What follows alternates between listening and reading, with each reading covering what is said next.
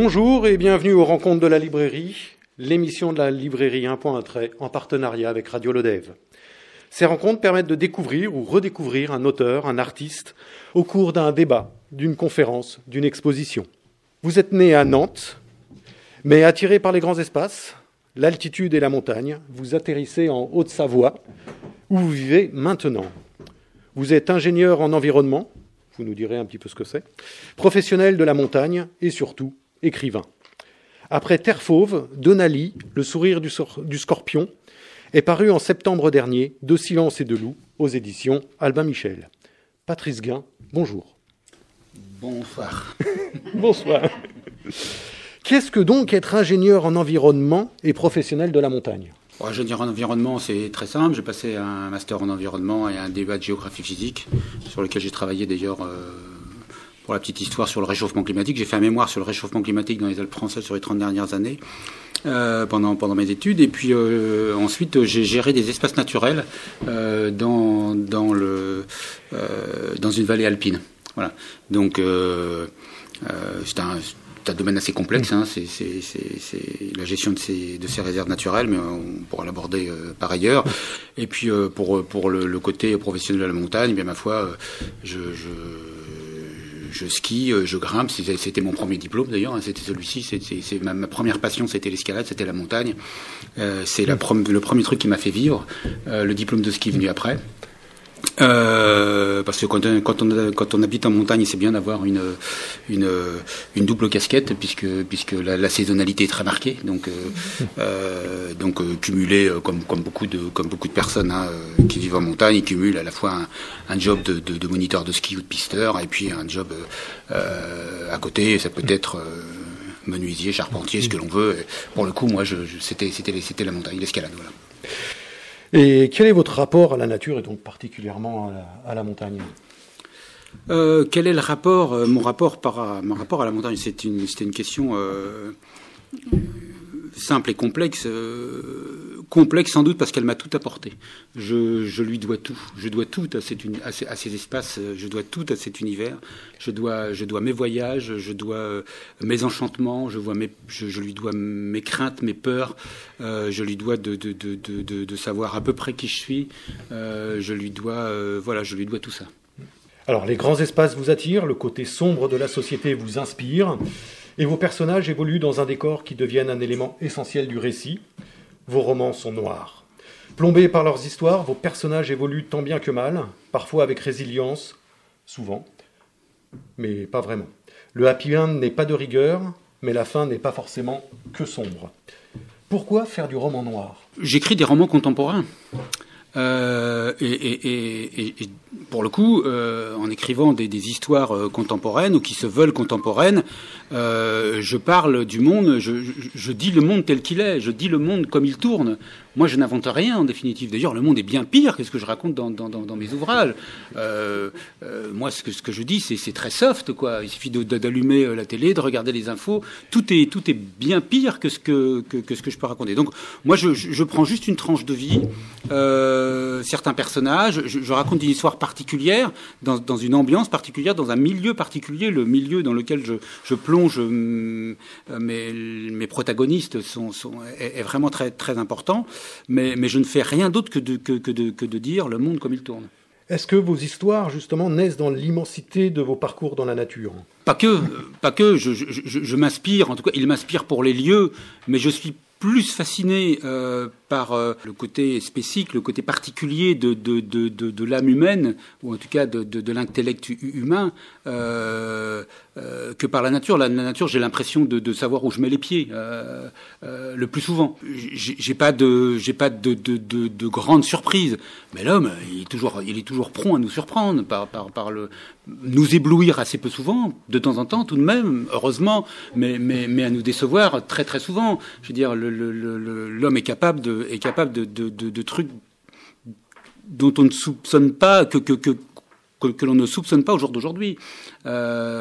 je disais dans un de mes romans, il est très probable que si quelqu'un avait trouvé la capacité de créer des centrales AGN, c'est-à-dire de faire en sorte que la souffrance soit une énergie exploitable, on aurait créé ce type de centrale, et on aurait fait souffrir je ne sais qui, je ne sais quoi, mais pour en tirer une énergie, on l'aurait fait, j'en suis absolument convaincu, c'est sûr et certain. Donc voilà, l'homme c'est ça, l'homme est là, l'homme est capable de cela, mais il est aussi capable de choses extrêmement belles, extrêmement. L'homme est aussi très. Donc c'est forcément une matière extrêmement importante et fascinante à utiliser quand on est romancier. C'est vrai qu'on découvrira les personnages au fur et à mesure là, de notre entretien. On va rester sur la notion de nature, mais c'est vrai qu'à travers vos romans, vous cassez l'image de la nature paisible. L'environnement naturel est un refuge, mais aussi la source du danger. L'environnement n'est-il donc pas qu'un élément de décor pour vous ? Non, mais la nature, je la prends pour ce qu'elle est. C'est-à-dire qu'elle peut être absolument sublime, absolument apaisante, elle peut être reposante, elle peut être dépaysante. Mais ceci dit, on va pas se cacher, il y a certains secteurs. De toute façon, nos écosystèmes sont ainsi conçus. Dans la nature, les plus gros mangent les plus petits. Les plus petits sont là pour apporter de la nourriture aux plus gros. Et puis ça va jusque aux carnivores ou en tout cas aux prédateurs supérieurs. En l'occurrence, c'est nous. Ne cachons pas, ça reste quand même l'homme. Le plus gros prédateur sur cette planète, c'est nous. Mais bien sûr, elle peut être sublime, elle peut être terrible, elle peut être atroce, parce que la nature, elle fonctionne pas par état d'âme, elle fonctionne par équilibre. D'ailleurs, entre guillemets, si l'homme pouvait sans doute s'abstenir de vouloir y apporter un peu trop souvent sa patte, les équilibres seraient sans doute un peu plus continus, un peu moins discontinus comme cela. Voilà, la nature, c'est cela. D'ailleurs, il nous faut préserver la nature. On gère des espaces naturels. Moi, j'ai fait ça pendant très longtemps, mais c'est une stupidité terrible que de devoir créer des espaces naturels, des réserves naturelles. Rien que le mot réserve est déjà en soi très très très malsain. Et puis ça pose une vraie problématique. C'est-à-dire quand on crée des réserves naturelles, eh bien, il faut en créer plusieurs. Mais je me suis dit, bon, les animaux qui vivent, toute la faune qui vit, même la flore, d'ailleurs, qui vit dans cet espace contraint, eh bien, si on veut pas qu'il y ait une consanguinité, il faut bien lui prévoir des corridors et des échappatoires à droite à gauche. Donc si ça c'est pas réfléchi, ça sert à rien de faire des réserves. Donc il y a une vraie complexité là-dedans, et il faut que l'homme comprenne qu'il lui faille faire avec construire avec évoluer avec les espaces, avec ce qui nous porte, avec ce qui nous sauve, avec ce qui nous permet de vivre, parce que sans cette nature, il est clair qu'on ne vivrait pas, quoi. Déjà, les problématiques sont déjà bien engagées, et j'imagine que je n'apprends rien à personne en disant ça. Et c'est vrai que là, dans vos romans, que ce soit de Terre Fauve, que ce soit de Nali, et de Silence et de Loup, je fais une petite parenthèse sur Le Sourire du Scorpion, qui sort en poche à la fin de la semaine prochaine. Les espaces, ils sont bien identifiés. Vous avez à chaque fois un environnement qui est quasiment un personnage. On sent que vous êtes très passionné par la notion de nature, mais ça se ressent aussi dans vos livres. Ce sont à part entière des descriptions tout aussi importantes que les personnages que vous faites évoluer dans vos romans. Oui, bien sûr. À partir du moment où on plonge quand je plonge mes protagonistes dans un territoire, bon, effectivement, le territoire interagit avec les personnes, avec mes personnages. Mais dans la vie de tous les jours, c'est comme ça. Dans nos vallées alpines, au fin fond de nos vallées alpines, mais également pour les gens qui habitent sur la côte bretonne ou sur des îles bretonnes ou je ne sais trop où, ou dans la forêt amazonienne, ou pour l'Inuit qui habite dans le Nunavut ou qui habite sur le territoire groenlandais ou sur le territoire sibérien ou pour le Touareg sahélien, il est adapté à son milieu. Il s'adapte à son milieu. Donc, ce qui veut dire que l'environnement dans lequel on est a une influence sur ce que nous sommes. Il est difficile de but en blanc de faire vivre un citadin ou même un type qui vient de la Creuse, de le transposer immédiatement au fin fond de Yukon. Si on lui dit débrouille-toi, il va être un peu perdu. Donc s'il a quelqu'un, ce sont des parcours que vous présentez dans vos ouvrages, que ce soit dans Terre Fauve, où le citadin se retrouve à interviewer un homme au fin fond de nulle part. Oui, bien sûr. Même dans Denali, où le gamin il est au milieu de nulle part aussi, d'une forêt terrible, sans parler de Le sourire du scorpion, où on a la famille principale qui vit dans un camion qui a fui la ville, alors qu'ils ont un appartement qui pourrait vivre, et le dernier, où c'est Anna qui s'en va au fin fond de nulle part pour suivre sa vie.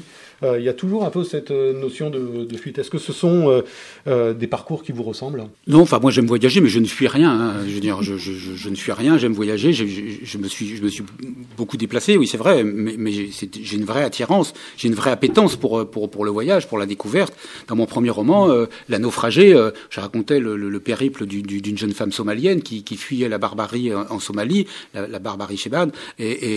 Donc je raconte là un parcours particulier qui fait passer mon personnage depuis les grandes étendues désertiques pour arriver jusque dans la baie d'Hudson. Donc on voit que là il y avait quand même on était dans un road movie, une forme de road movie, mais voilà, c'est cette jeune femme qui était à la recherche de son enfant, a fait un parcours assez particulier. Mais donc que ce soit les zones désertiques, elle m'attire. Hein, j'ai aimé aller et traverser ces déserts, qu'ils soient libyens, ténérés, etc. Donc tout ça, mais encore une fois, les paysages forment les hommes. Donc quand on rencontre les paysages, on rencontre des hommes qui sont adaptés à la typicité du lieu qu'ils habitent, et tout ça forme un tout, et c'est ce qui fait la richesse du voyage et de la découverte. Donc j'aime plonger mes personnages dans différents lieux, et bien sûr, ils croisent des personnages qui sont empreints de la typicité du lieu qu'ils habitent, ou des lieux qu'ils habitent. D'ailleurs, la violence est omniprésente, hein, que ce soit de l'environnement qui est dangereux ou les humains qui sont violents, à moins que ce soit l'inverse, parfois. Qu'est-ce qui crée l'atmosphère la plus pesante ? Parce que c'est ce que vous... Alors, je sais pas si ça vous me dire. Entre la violence... Qu'est-ce qui... Alors, je sais pas. Il y a plein de façons de créer une atmosphère pesante. Hein. Si on prend l'expérience de ce citadin dans Terre Fauve, par exemple, le côté pesant, c'est que c'est cet homme qui met le doigt dans une forme d'engrenage politique qu'il n'a pas voulu. Il se trouve pris au piège, malgré lui, bien malgré lui. Et donc, voilà, pour le coup, il se retrouve, ce citadin qui a horreur de la nature, se retrouve piégé sur une île au large de l'Alaska, emmené par un personnage haut en couleur, qui serait une sorte de Maurice Herzog, mais à l'américaine. Hein. C'est ce qui m'a inspiré. Moi, je garde mes notions. Et un personnage qui a gravi un sommet, qui a fait une réputation comme ça, d'homme, une sorte de héros, porté par tout un peuple, par toute une nation, qui devient homme politique, etc. Donc c'est cet homme-là bien particulier, avec un caractère bien particulier, avec beaucoup de zones d'ombre, qui, eh bien, ma foi, qui l'emmène ou qui lui impose une solitude, avec laquelle il va devoir se dépêtrer. Donc ça crée un malaise, ça crée des difficultés à exister, ça crée un doute. Ça peut être une décision, mais je ne sais pas si c'est vraiment la réponse que tu attendais, mais voilà. Non, c'est très bien.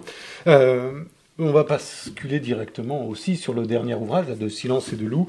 Quelle a été la genèse de l'écriture de cet ouvrage, de Silence et de loup ? Alors la genèse, elle est double. J'avais envie de travailler sur un double huis clos. Donc j'avais en tête un personnage qui était enfermé dans le monastère de la Grande Chartreuse, qui est un monastère situé dans le massif de la Chartreuse, juste au-dessus de Grenoble.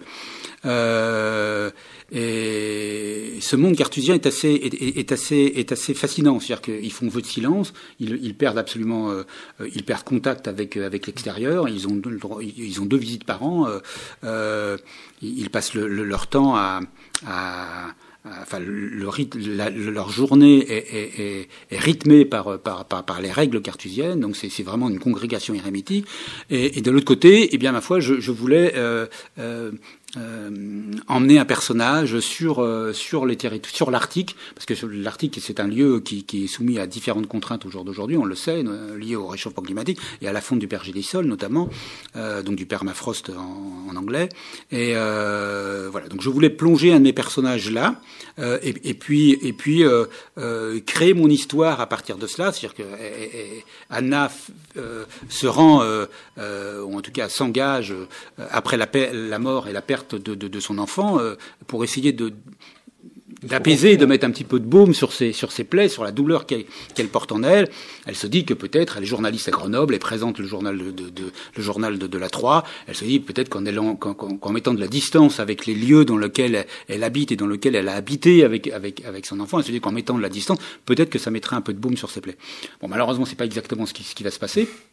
Parce que sur le bateau, bien, ils se retrouvent il y a plusieurs personnages, ils sont 9, il y a les scientifiques, il y a les marins, chacun a sa personnalité, et dans une zone aussi isolée que l'Arctique. Donc on est là au large de Tixi, hein, c'est juste au niveau des îles de Nouvelle-Sibérie. On est là, elle débarque à la fin du mois de septembre. Donc puisque l'idée c'est quand même que le navire aille se laisser prendre par les glaces en Arctique, pour examiner et pour étudier à la fois le mouvement des glaces, mais à la fois les eaux, à la fois les pergélisols sur les zones immergées, comme les îles par exemple. Donc voilà, il y a quand même toute une étude scientifique. Elle est là pour vulgariser et pour transmettre, communiquer et vulgariser les découvertes qui sont faites, et aussi parce qu'elle est russophone. Et puis, ma foi, tout bascule. Déjà, rien qu'à l'arrivée, la découverte. Rien qu'à l'arrivée, du lieu impossible. Ça se passe. Le lieu est assez terrible. C'est une ville en disant, il y a eu 45 000 personnes à une époque, il n'y en a plus que 4 000 maintenant. C'est un lieu que l'on rejoint soit en avion, soit en bateau, mais il n'y a pas de route qui permet d'y aller. Et encore, on peut y venir, même en bateau, mais 2 mois l'année. Donc les immeubles sont de guingois, parce que le réchauffement climatique fait son effet aussi, comme à Irkoutsk, un petit peu plus bas, la ville la plus proche. Donc bon, c'est vraiment un lieu de bout du monde, quoi. C'est un vrai bout du monde. C'est une zone délaissée et uniquement tenue par des militaires, donc ça tenue par des militaires, absolument. Donc il y a une forme d'hégémonie là et de toute puissance. Donc voilà, se trouver dans ce lieu, c'est déjà pas anodin, mais devoir composer entre ce lieu, les gens qui l'habitent, les collègues sur le bateau, et puis on peut le dire, le bateau va faire naufrage, il va subir quand même quelques difficultés, toujours liées à ce fameux réchauffement climatique. Donc voilà, et Anna va se retrouver, donc elle qui voulait mettre du baume sur ses plaies va trouver exactement le contraire, c'est-à-dire qu'elle va trouver un univers qui va lui rappeler l'ensemble ou en tout cas qui va la plonger dans ce qu'elle cherche à fuir, quoi.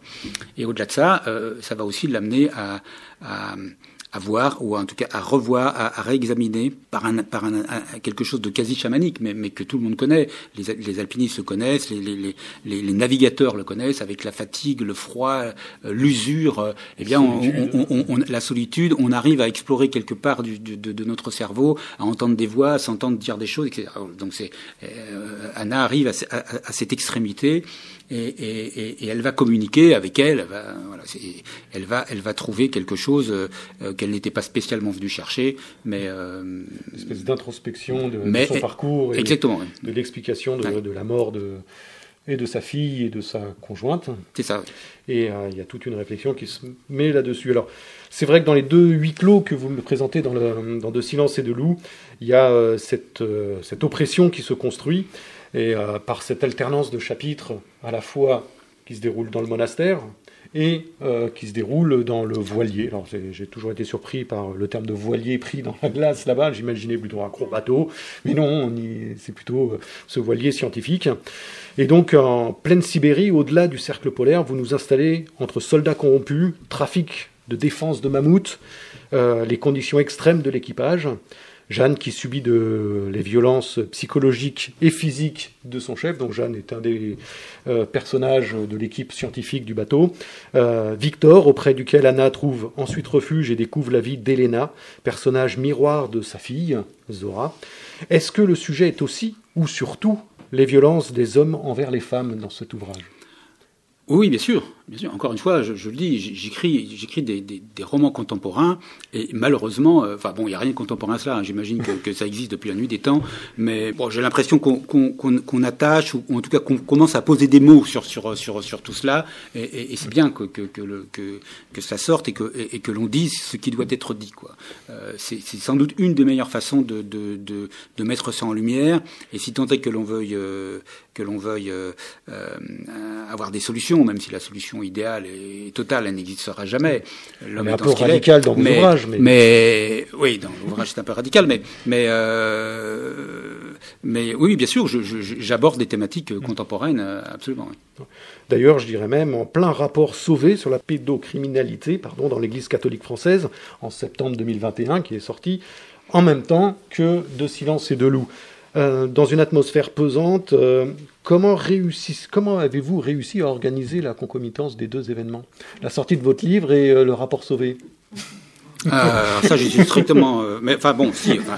Après, il y a quand même un savoir-faire qui m'appartient. Je veux dire, il y a quand même des relations, des choses. Ça s'appelle aussi un peu le talent, quoi. Je veux dire, faut être très opportuniste. Quoi. Ouais. J'avais bien compris. C'est bien ce qui me semblait. Non, mais tout était prévu. Hein. Oui. Il n'y a pas de hasard chez moi. J'imagine bien. Et d'ailleurs, c'est bien l'intention du rapport que j'ai enfin trouvé sur ces deux faits. Pensez-vous que le roman noir soit aussi un vecteur des questions d'actualité? Vous avez déjà un peu répondu à ça, mais de manière là, on ne peut plus exemplaire sur ça. Oui, bien sûr, le roman, qu'il soit noir ou qu'il soit blanc d'ailleurs, en littérature blanche, mais le roman, oui, bien sûr, est là pour sans doute pour interpeller certaines, ou en tout cas pour mettre en lumière. Moi, j'ai pas de message quand j'écris, hein, ça s'entend. Mais encore une fois, à partir du moment où l'on parle, où l'on évoque un sujet particulier, on émet des avis, des opinions au travers des personnages qui traversent nos romans.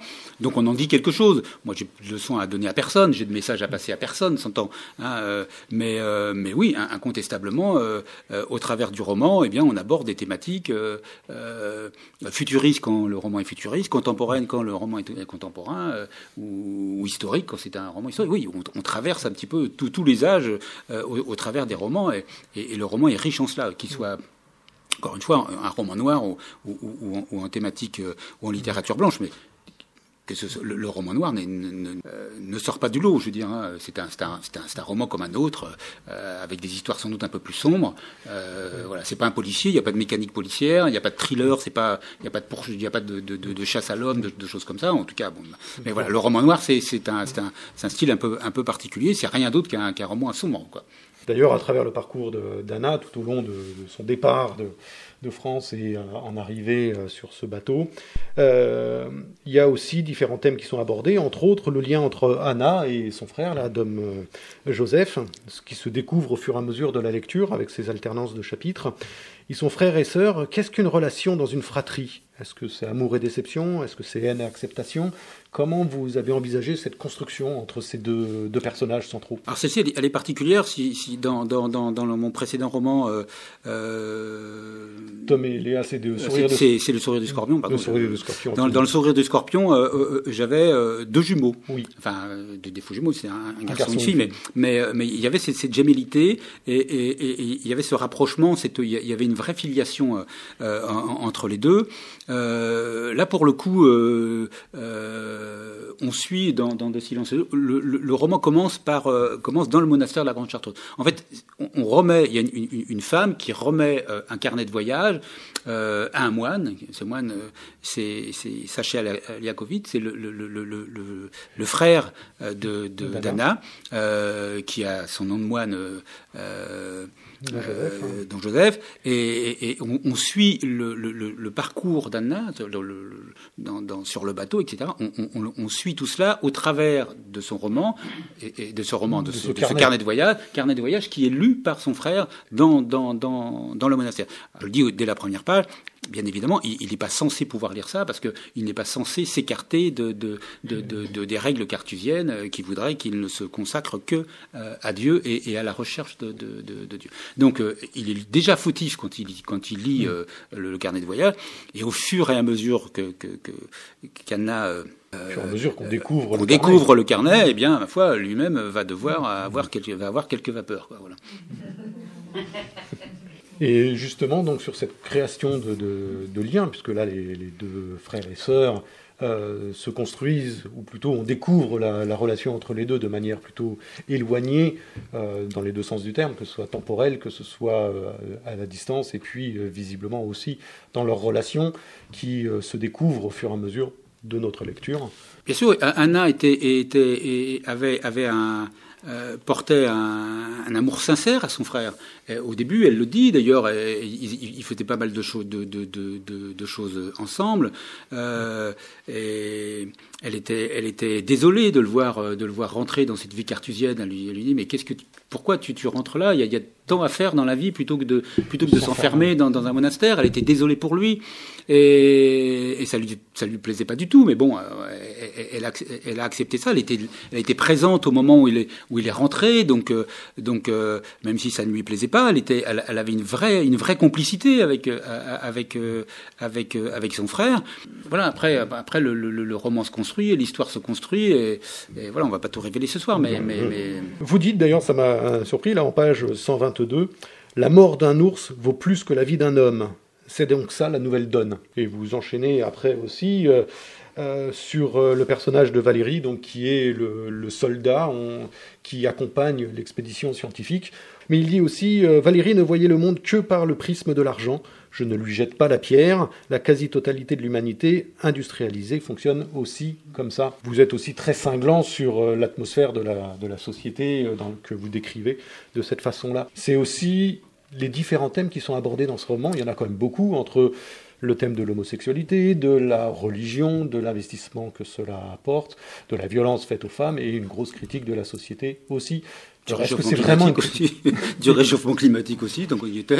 Oui, après sur l'environnement, la nature. On était bien placé pour ça, ouais. Oui. Donc, oui, mais c'est aussi le roman. Il sert aussi à ça. Il sert aussi à s'interroger sur, je le disais, sur la façon dont notre monde tourne. Le capitalisme fait ce que nous sommes. On a un réchauffement climatique parce que le capitalisme est né, parce qu'on a eu besoin on s'est créé des besoins, on a eu besoin de s'industrialiser. D'ailleurs, on le voit sur le profil de Vostok. Les premières carottes de glace qui ont été faites en Antarctique sur la base de Vostok, auxquelles participaient pas mal de Français d'ailleurs, de Grenoble. Eh bien, on voit les courbes de CO2 et de CH4 qui sont à partir du début de l'ère industrielle. On les retrouve immédiatement dans ces carottes de glace. Donc, bon, moi je fais partie de ceux qui pensent que au jour ultime, quand ce jour arrivera, le jour ultime, le jour de la fin du monde, le dernier jour, il y a encore quelqu'un, un capitaliste, qui trouvera à nous vendre quelque chose à ses voisins, un truc, n'importe quoi, mais il y a encore au dernier moment, au dernier jour, il y a encore quelqu'un qui cherchera à vendre, à fourguer un truc, quoi. Voilà. Le capitalisme, il est là, quoi. Je veux dire, donc c'est assez terrible, mais tout ne vaut qu'au travers du prisme de l'argent, quoi. Et c'est sans doute ce qui fait, qui fonde aussi nos sociétés avec ces dualités entre le bien, le mal. L'argent a créé a forgé nos sociétés, ouais, incontestablement. Il y a encore beaucoup de thèmes que l'on pourrait traverser là-dessus. Et quand je parlais de romans noirs et d'images de société noire, tout à l'heure en discutant, vous me parliez du personnage de Victor et d'Elena, qui sont des petits personnages que l'on trouve à travers là-dessus. Vous me disiez qu'ils vous ont été inspirés de... J'invente quasiment rien, moi. J'ai pas d'imagination, je suis nul en imagination, c'est zéro. Donc moi j'imagine rien. Tout ce que je dis, quasiment tout est vrai, quoi. Et tout est issu de ce que j'ai lu, de ce que j'ai vu, de ce que j'ai. Donc décrivez-nous donc le personnage de Victor et Elena. Comment c'est? Parce que on se retrouve à un moment donné où Anna, le personnage principal, fuit, le bateau a subi quelques avaries et elle se retrouve à un moment donné hébergée chez cet homme, Victor, et il y a une petite fille qui s'appelle Elena. Moi, je pense qu'il faut le lire parce que si je dévoile maintenant, c'est sans doute un peu dommage, mais disons que en retrouvant, comme tu le disais tout à l'heure, en mettant les pieds là où elle a mis, en étant hébergée dans c'est pas une famille, mais chez cet homme qui est par ailleurs chasseur. Bien sûr, dans Helena, elle retrouve sa fille. Je veux dire, elle a envie de donner de porter un amour tout maternel. Et puis bien sûr les choses dérapent mais tout ça est issu c'est fait avec une telle banalité, avec presque une bonhomie, quoi. Et oui, c'est quelque chose ce sont des moments ou des scènes que j'ai eu l'occasion d'observer de loin avec terreur, avec honte aussi, parce que voilà, ne pas savoir agir, c'est aussi un fardeau que l'on porte. Voilà, pour découvrir tout ce monde merveilleux dans ce superbe roman noir, je vous invite à le découvrir. Juste petite question pratique, en fait, comment organisez-vous vos journées d'écriture ? On va tomber sur des choses un petit peu plus alors j'ai des périodes alors quand je travaillais, parce que maintenant je me consacre qu'à l'écriture, c'est bien pour nous d'ailleurs. Et donc quand je travaillais, je bossais que la nuit, donc c'était assez compliqué. Et là pour le coup, ou alors quand il faisait vraiment mauvais, c'était l'occasion de pouvoir écrire. Maintenant que je fais que ça, je m'organise, donc je suis à 8h, je m'installe à mon bureau, je bosse jusqu'à midi. L'après-midi, je vais en montagne en règle générale. Ces temps, je vais plutôt faire du ski. Et puis, en règle générale, vers 20h, 20h30, je retourne écrire. Alors, il n'y a pas de règle là pour le coup, mais en règle générale, je retourne écrire 1 heure, 2 heures, jamais plus de 2 heures. Mais c'est aussi un moment, contrairement au matin, où j'écris sans doute les choses les plus sombres. C'est le soir. Je ne sais pas pourquoi. Mais les trucs les plus durs, c'est souvent le soir que je les écris. Alors je me l'explique pas, voilà, c'est comme ça. Donc, mais j'aime bien, j'aime bien ces temps d'écriture. J'aime bien le temps d'écriture du soir. Je sais pas pourquoi, mais le matin, il faut que je me chauffe un peu. Je suis obligé de je relis systématiquement les précédents paragraphes que j'ai écrits pour me remettre dans le bain. C'est aussi le moment où je fais des recherches, etc., tout ce que j'ai besoin de faire. Et puis c'est un autre temps le soir, c'est une autre atmosphère. Donc voilà, c'est 2 atmosphères d'ailleurs. Mais voilà mon rythme. Donc et quand j'écris, alors par contre j'écris tous les jours. Là, par exemple, Noël 1er de l'an, ça va pas échapper à la règle. Hein. J'écris quand je suis dedans. Là, il faut que j'avance. Il faut que je suive. C'est un peu traverser un océan à la rame à écrire un bouquin. C'est-à-dire qu'on commence, mais bon. Tu te dis, Patrice, voilà, c'est ton 6e roman, t'en as écrit 5. Rappelle-toi, t'as été capable de le faire 5 fois, t'as bien le faire 6. Donc, mais c'est comme, on s'engage dans un processus très long, quoi. Et on a toujours peur d'être mauvais, on a toujours peur d'écrire la mauvaise phrase, on a toujours peur de faire. Donc on a quand même. C'est comme un exercice particulier, et en même temps c'est terriblement excitant. Donc il y a une forme de masochisme là-dedans, sans doute. Mais oui, mais c'est aussi très jouissif d'écrire, quoi. Donc ouais, voilà, on est à la fois face à un truc terrible quand on commence un roman, celui sur lequel je travaille, il est déjà bien entamé, donc j'ai passé cette phase. Mais tant qu'il n'est pas terminé, on est toujours dans l'angoisse de se dire est-ce que je vais vraiment le mener à bien tel que je l'entends, tel que je le veux, tel que je le sens. Moi, quand j'écris des bouquins que j'aimerais lire. C'est aussi basique que ça, quoi. Donc quand j'arrive au bout de mon bouquin, il faut que, à minima, je me sois fait plaisir moi, quoi. Voilà. Et dans l'écriture, pareil, il y a des périodes de fluidité, il y a la trame qui est déjà écrite, ou au contraire, ça se construit au fur et à mesure ? Non, ça se construit au fur et à mesure. J'ai l'idée globale, hein, je sais quelle thématique je vais aborder, je sais quelles sont les phases, les points forts de mon roman. D'ailleurs, j'écris pas forcément de manière chronologique, c'est-à-dire que j'écris, il y a une scène qui peut me venir en tête, je vais l'écrire. Je sais qu'à un moment, je sais pas où elle va se placer exactement dans le roman, mais je sais qu'impérativement elle va être dans le roman. Donc il m'arrive, d'ailleurs j'en ai plusieurs là sur le roman que je suis en train d'écrire, j'ai plein de scènes qui sont déjà écrites, parce qu'elles me viennent, parce que voilà, il y a des moments où j'ai besoin de les écrire, donc je les écris, et puis je les placerai dans le texte quand le moment sera venu, quoi. Mais je sais qu'il y a un paquet dans un coin qui permet de se glisser au fur et à mesure de l'écriture, mais la trame est déjà construite. La trame, je l'ai dans ma tête, voilà. Donc c'est pas un policier, hein, donc j'ai pas besoin de faire des petites fiches pour dire lui il était là, attention, il va falloir que je crée un. Moi j'ai pas besoin de fiches, c'est un roman, quoi. Donc on suit mes personnages, mais il y a pas Et les interventions de personnages supplémentaires qui viennent se poser, comment ça vient se greffer en fait? La difficulté quand on fait naître un personnage dans un roman, c'est qu'il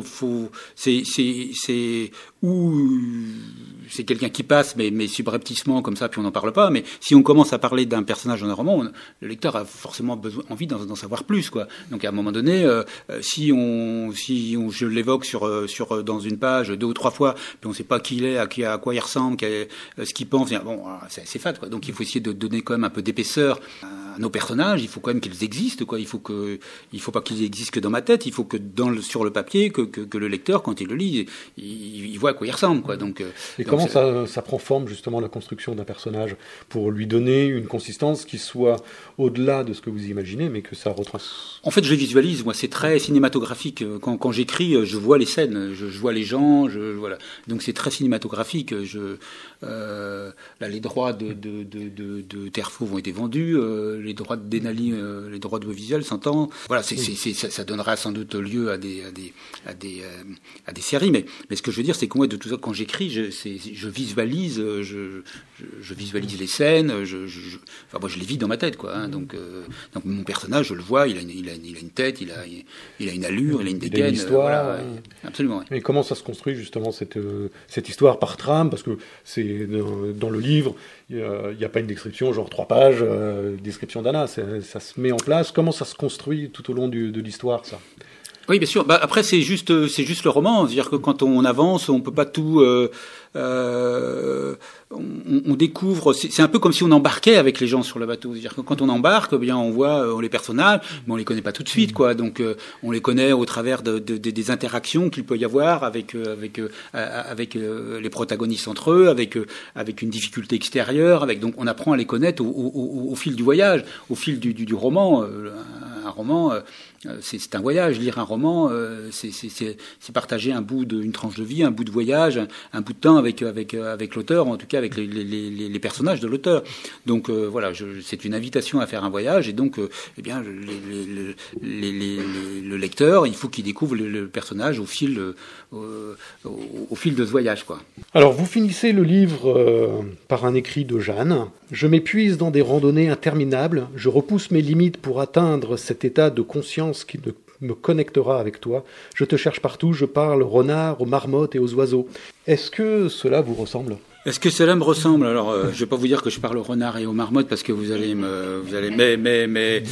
mais pourquoi pas, ouais. Alors, je fais pas partie de ces gens qui font des câlins aux arbres. Moi, je coupe mon bois pour faire mon feu, pour faire du bois dans ma cheminée. Donc voilà. Mais par contre, j'ai une vraie fascination pour un arbre solitaire, par exemple, pour un très bel arbre. Un arbre solitaire est fascinant parce que l'arbre, il a besoin de ses congénères pour se protéger du vent, des tempêtes, etc. L'arbre solitaire, on se demande comment il résiste à la foudre, pourquoi est-ce qu'il est là. J'aime le genévrier qui pousse dans les lapias avec des racines absolument incroyables. Et j'aime la résilience du végétal. D'ailleurs, j'ai une vraie fascination pour le végétal parce que le végétal est capable de vivre à peu près partout, d'accepter toutes les contraintes. Même après un incendie, le végétal va repartir, et la forêt brûlée va se régénérer, elle sera belle, encore plus belle que ce qu'elle était. Ça va prendre un peu de temps, mais à l'échelle humaine, c'est très court, mais à l'échelle planétaire, à l'échelle géologique notamment, pour le temps, notre temps de passage sur la Terre, il est très court. Donc oui, j'ai vraiment une vraie fascination pour le végétal, pour l'animal aussi, et puis les deux ont quand même une constante, en tout cas une prédilection, un mode de comportement que nous n'avons pas. Je veux dire, le végétal, comme l'animal que l'on met dans un zoo, le végétal, si on met une graine de courge dans un substrat qui lui convient pas, la courge ne va pas pousser, ou alors elle va sortir, mais elle va germer, mais Elle va pas produire l'animal. Donc, en ce qui concerne la faune, si on sort un animal de son biotope, eh bien, il ne va pas se reproduire. Mais la seule espèce sur cette planète qui se reproduit, quelles que soient les contraintes, quelles que soient les misères, quelles que soient les difficultés de vie, quelles que soient les guerres, c'est l'homme. Il se reproduit partout, n'importe où, quelles que soient les conditions. C'est fascinant. Alors, c'est aussi ce qui explique que nous soyons là, malgré toutes les difficultés et malgré toutes les épidémies, malgré tout ce que l'on a pu connaître. Mais il n'empêche, on est quand même bien particulier, quoi. Alors, quand on parle de sagesse, je suis pas certain qu'il faille toujours regarder l'homme, quoi. Voilà. Je me suis toujours posé la question, comment vous vous mettez dans la peau d'une femme ? Ah, ça, c'était une très bonne question parce que je me la suis posée avant de me lancer dans le périple de l'écriture de ce roman. J'ai deux bonnes amies que vous connaissez peut-être. Enfin, si je peux le dire d'ailleurs, hein, Marion Brunet, voilà. Et elle me dit, mais c'est quand même très très macho tes bouquins. T'as vu, il y a quand même que des mecs. Il serait peut-être quand même, tu pourrais pas essayer de. Je me suis dit, ouais, effectivement, j'ai beaucoup de mecs dans mes romans et pourquoi pas essayer de me glisser dans la peau d'une femme et de voir ce roman par le prisme d'un personnage féminin. Donc voilà, je pensais que ça allait être très compliqué, mais en fait non, c'est pas si compliqué que ça parce que les hommes et les femmes sont pas si différents, les douleurs, les souffrances, il y a quand même des choses qui sont assez communes, et il y a une sensibilité en tout cas qui n'appartient pas à un sexe plus qu'à un autre. La difficulté, c'est plutôt dans les relations entre quand on est dans un groupe. Il faut jamais oublier qu'on parle avec la voix d'une femme, et donc dans les groupes, la position de la femme n'est pas complètement tout à fait la même que celle des hommes. Alors, notamment là, à un moment, ils vont dans un banya russe, donc là, on peut pas rentrer avec une posture masculine, il faut rentrer avec une posture féminine qui sent d'emblée les regards des hommes posés sur elle, quoi. Voilà. Donc il y a juste il y a comme une petite gymnastique. Bon, en soi, c'est pas non plus, mais c'est une gymnastique intellectuelle, ça c'est sûr. Oui. Je voudrais juste savoir si vous pouviez nous en dire un tout petit peu plus sur le roman que vous êtes en train d'écrire. Et alors, qu'est-ce que je vais bien pouvoir vous dire sans le titre et l'auteur, peut-être. Alors, voilà, le titre et l'auteur. Alors, le titre, ça sera. Alors oui, c'est toujours sujet à caution les titres parce que on peut toujours changer, mais a priori ça s'appellera Brouillard noir. Et ce que je peux vous dire, c'est que l'histoire, on va suivre mon personnage principal, c'est un violoniste. C'est un concertiste, donc un premier violon. Enfin, il était premier violon à Orchestre National de Lyon, et il a subi un divorce, mais un divorce vraiment très compliqué, hein, très compliqué. Sa femme a obtenu la garde de sa fille après une machination, hein, s'entend, un SAP, donc ce qui s'appelle le syndrome qui consiste pour l'un ou l'autre des parents à dénigrer le père ou la mère, et notamment auprès des enfants. Et donc voilà, lui il a subi cela de la part de sa femme. Sa femme a obtenu la garde de sa fille, et il n'a pas vu sa fille pendant 8 ans. Et après le divorce et après avoir obtenu la garde de leur enfant, de leur fille, sa femme est partie. Il n'a plus jamais une nouvelle, a déménagé sans laisser d'adresse, sans laisser de trace. Voilà. Donc 8 ans après, il reçoit un coup de téléphone après un concert. Enfin, il s'apprête à aller à un concert. Il s'apprête à aller jouer. Il reçoit un coup de téléphone et c'est sa femme qui l'appelle pour lui dire Maud, notre fille a disparu. Elle devait rentrer et elle n'est pas là. Donc lui, mon personnage, donc part. On est là. On est sur des îles, on n'est pas très loin du Groenland, et bien il part avec sa valise, ses affaires d'orchestre, son violoncelle sur le dos, et on va le suivre tout le long de cette quête avec son violoncelle sur le dos dans des zones. Et encore une fois, je vais aborder là une thématique tout à fait contemporaine que je ne vais pas révéler ce soir, je ne vais pas tout spoiler, mais voilà, avec une thématique bien particulière. Sa fille étant une militante, ce qu'on appelle les éco-warriors, donc une militante écologiste. Donc voilà. Voilà, et comment s'inspire ce type de thème pour qu'est-ce qui est facteur déclenchant de vos écrits? Là, le facteur déclenchant, c'était la possibilité que j'ai eue d'embarquer sur un navire qui luttait contre la chasse à la baleine. Donc le thème, ça sera clairement ça. De Silence et de loup, par exemple, qu'est-ce qui a été le facteur déclenchant pour écrire cet ouvrage ?